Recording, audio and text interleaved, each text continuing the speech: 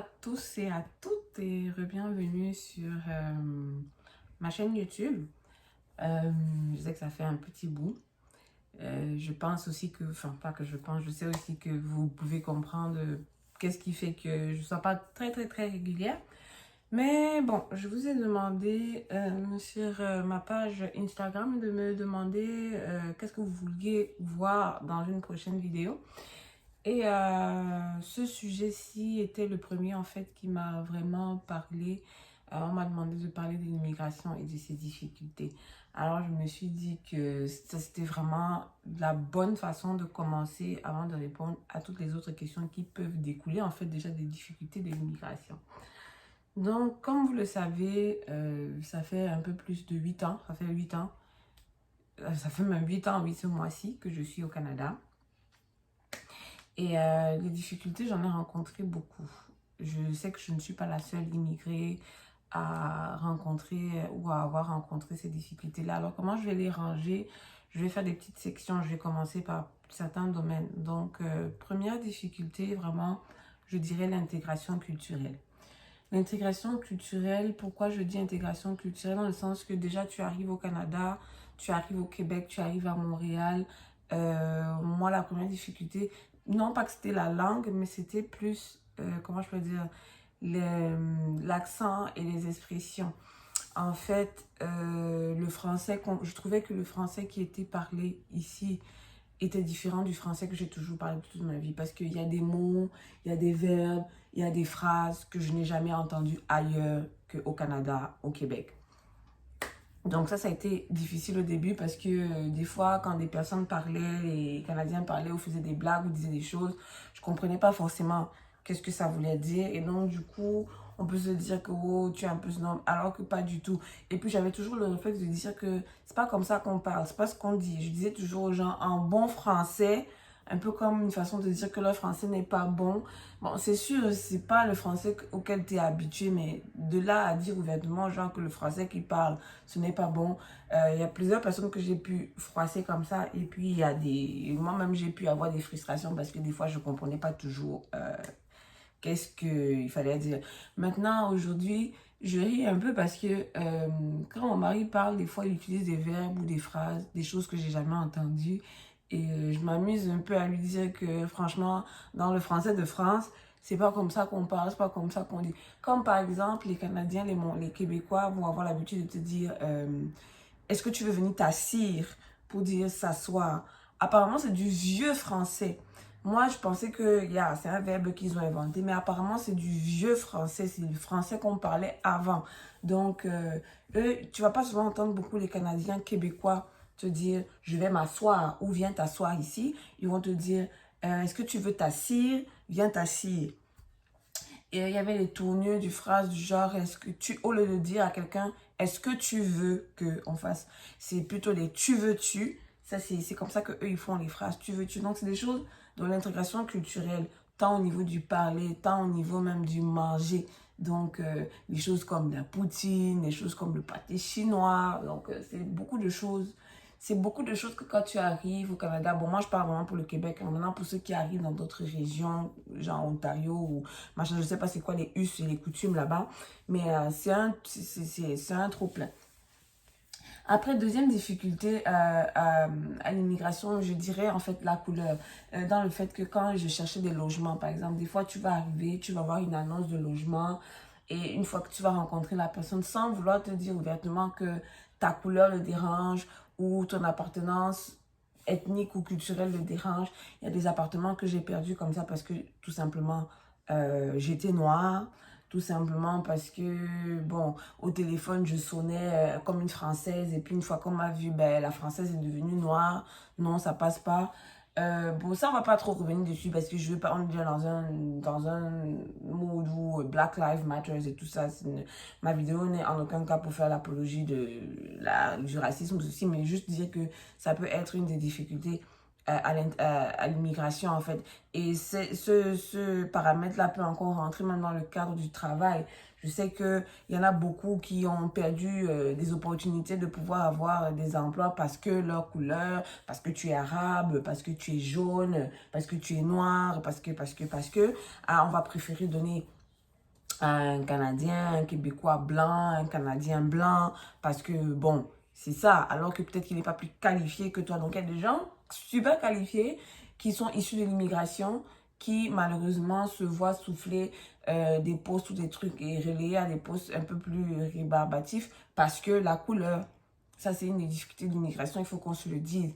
C'est vrai, on parle pas souvent beaucoup de racisme au Canada, mais je tiens à vous dire que le racisme est partout. Donc, même ici, il y a des gens qui sont beaucoup plus subtils, il y en a d'autres qui le sont moins. Autre difficulté de l'immigration, ben, le fait déjà d'être une femme aussi, c'est une difficulté à l'immigration. Faut pas qu'on se mente. En tant que femme, je trouve que c'est 2 fois plus difficile pour une femme de s'établir, de se bâtir. Difficile déjà dans le sens que même relationnel.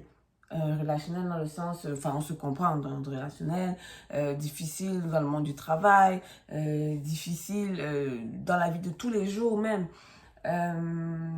Une difficulté à l'immigration aussi, moi je trouve que les femmes qui viennent avec des familles, genre des enfants en bas âge, c'est vraiment beaucoup de travail parce que elles sont beaucoup, comment je peux dire, limitées. Parce que tu viens ici avec un enfant de moins de 5 ans, il faut d'abord te dire que cet enfant doit aller à la garderie parce qu'il ne peut pas commencer l'école tout de suite. Donc ça fait que toi, même si tu avais des objectifs de vie, de carrière tout de suite, ben, tu es obligé de mettre d'abord au second plan le temps que l'enfant puisse évoluer de façon autonome à partir de 6 ans, enfin 5 ans plein pour aller à l'école, machin, tout ça. Je trouve que c'est beaucoup de défis en tant que femme issue de l'immigration. Bon, les femmes canadiennes aussi passent par là, mais tu sais, c'est leur pays. Toi, tu pars d'abord déjà de quelque part, tu arrives dans l'inconnu, puis voilà. Il y a difficulté l'immigration, je dirais aussi l'intégration au niveau de tes études même à l'école. Moi, j'ai eu des cas où j'ai été accusée de plagiat à l'université parce que tout simplement la façon que nous on fait l'école au Cameroun et la façon que l'école est dispensée ici, mettons, bon, tant pis, c'est vendu. Comment je peux dire, la façon qu'on nous administre les cours dans notre continent, la façon que vous faites les recherches pour peut-être faire des exposés ou des devoirs académiques est tout à fait différent de ce qui est dispensé ici. Donc, ici, j'ai été accusée de plagiat lors d'un travail de groupe parce que tout simplement, moi, à l'université, à soi, jamais j'avais fait de... Enfin, à l'université, chez nous, au Cameroun, enfin, les universités publiques, les exposés, vous en faites pas. Vous faites pas des travaux de groupe. Donc, du coup, lors des examens à soi, enfin, dans mon université publique, quand je faisais des examens et que je voulais citer quelqu'un, ben, comment je peux dire, je faisais pas vraiment un travail comment on dit ça, de citer tes sources profondes, comme eux ici, ils font genre, tu donnes la page, tu donnes le nom, tu donnes l'année, tu donnes la revue où tu allais chercher la citation. Enfin, tu cites tes sources de façon très détaillée. Des choses qu'on ne nous apprend pas forcément en Afrique, il faut que je le dise. Sauf si tu es dans les universités privées comme l'université catholique, machin, où vraiment c'est un peu plus le style vraiment de l'Occident ou de l'Amérique, tu vois. Donc ça, c'était très difficile pour moi. Le temps que je comprenne et que je m'adapte, tu vois, j'avais déjà eu des frustrations avec une prof, avec d'autres camarades de groupe d'exposés.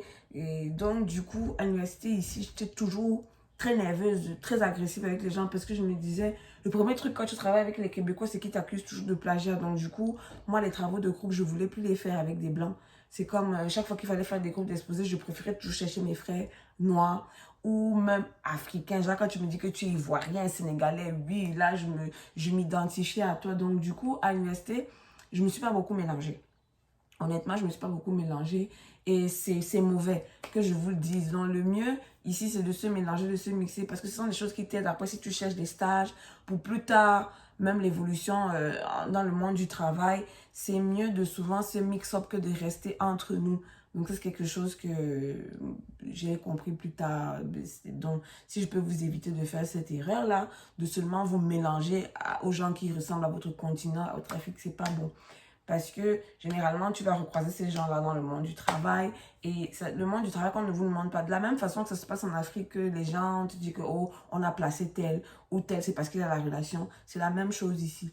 Si tu t'es pas beaucoup mélangé avec tes camarades, tes promotionnaires blancs québécois qui eux aussi ont des ramifications, des placements ailleurs, tu vas arriver à un endroit où, par exemple, le recruteur, c'est peut-être quelqu'un avec qui tu étais en cours, mais comme vous n'aviez pas d'affinité, ben voilà, tu rates les opportunités parce que les Noirs ne sont pas beaucoup dans les têtes de proue, les compagnies en tant que recruteurs ou ceci, ou des gens très gradé haut placé. Donc, c'est souvent bien de se mélanger à l'université. C'est bien de faire du bénévolat, de se mélanger le plus que vous pouvez aux Blancs, aux Québécois, machin, à vos camarades du pays que vous avez trouvé. C'est super, super important. Moi, c'est quelque chose que plus tard, j'ai compris que ça m'avait beaucoup manqué, ça m'a beaucoup pénalisé.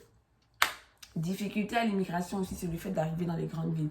Fuyez le plus que vous pouvez une grande ville. Si vous arrivez, vous débarquez, vous arrivez à Montréal, Toronto, whatever, c'est bon, 1 an, 2 ans, le temps de prendre vos marques, de pouvoir vous faire la main, machin, puis partez en région.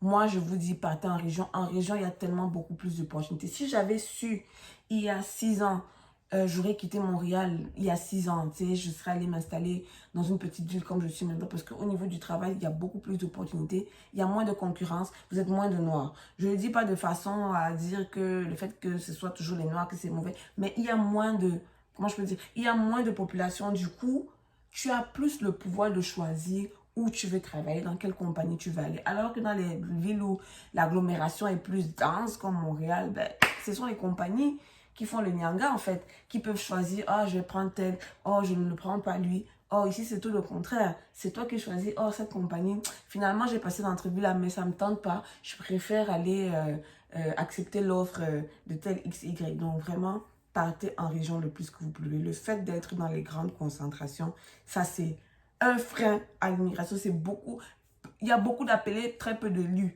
Donc, beaucoup de gens là-bas, mais très peu qui arrivent au sommet. Or, en région, tu peux facilement éclore. Moi, franchement, comme je le dis, je vous conseille d'amis. Arrivez dans une grande ville, faites 1, 2 ans, le temps de comprendre le système du pays en général, puis partez dans une petite ville. Allez en région. Donc, je ne vais pas rester très longue, cette vidéo-là. C'est ça pour moi, les grandes difficultés à l'immigration. Parce qu'après, le reste, on s'adapte toujours. C'est toujours très, très évident de s'adapter. Peu importe où vous arrivez, tu ne vas pas être un doom toute ta vie. Tu finis toujours par t'adapter. Donc, voilà. J'espère que cette vidéo vous aura plu. Si c'est le cas, ben, partagez, likez, abonnez-vous et laissez un pouce bleu. Merci.